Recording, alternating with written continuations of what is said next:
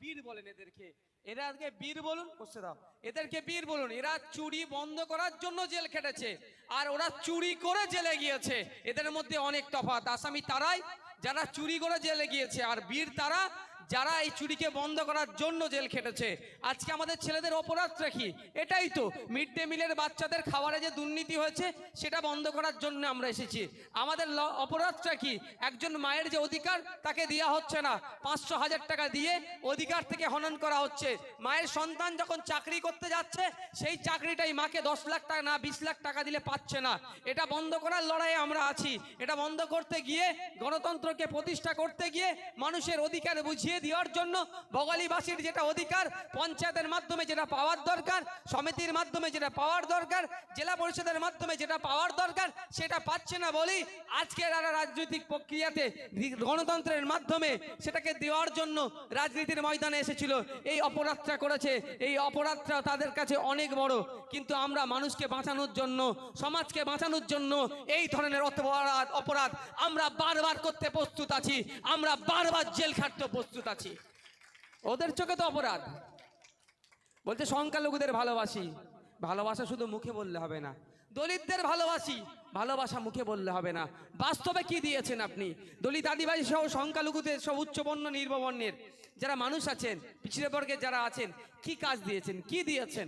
500 টাকা, 1000 টাকা, 500 1000 দিচ্ছেন, মেনে নিচ্ছি।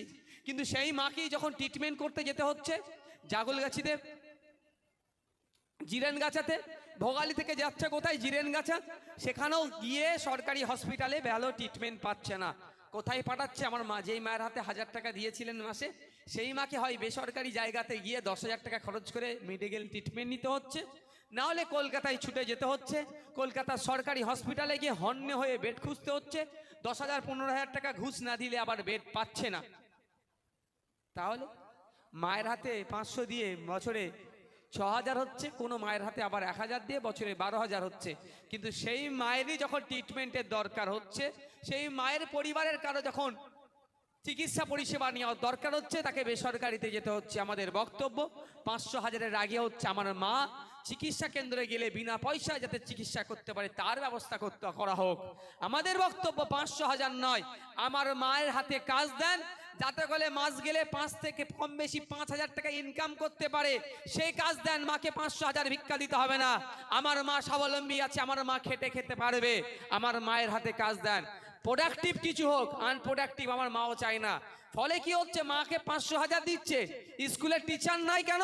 যখনই বলছি তখনই বলছে ওই তো 500 হাজার লক্ষ্মীর ভান্ডার দিচ্ছি।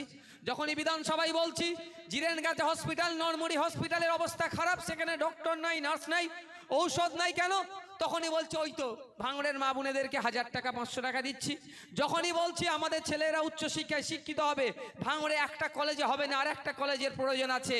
ভাঙড়ের যে জনসংখ্যা আছে সেই জনসংখ্যার অনুপাতে তার শিক্ষা প্রতিষ্ঠান নাই, তখনই বলছে কেন 500 হাজার দিচ্ছি। এক কথায় 500 হাজার দিচ্ছে, আর আমাদের অধিকারগুলো আমাদের কাছে কেড়ে নিচ্ছে। 500 হাজার নয়, আমাদের আওয়াজ তুলতে হবে। আমাদের মা বোনেরা যাতে মাস গেলে 5,000 টাকা করে ইনকাম করতে পারে, খেটে ইনকাম করতে পারে, তার পলিসি প্রকল্প সরকারকে নিয়ে আসতে হবে। এই দাবি আমাদেরকে তুলতে হবে।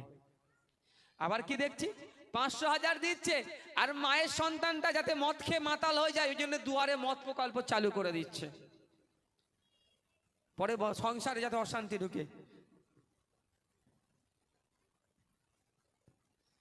তো এই হককে প্রতিষ্ঠা করার জন্য আমাদের দল জন্ম হয়েছিল 21শে জানুয়ারি 2021 সালে। আজকে 3 বছর হতে যাচ্ছে। আগামী 21শে জানুয়ারি 2024 আসলে 3 বছর হবে। এই স্বল্প সময়ের মধ্যে আমি ধন্যবাদ জানাবো তৃণমূলের বন্ধুদেরকে, আমাদের কর্মীদেরকে। এত কেস দিয়েছে, রাজনৈতিকভাবে এদেরকে সচেতন করে এদেরকে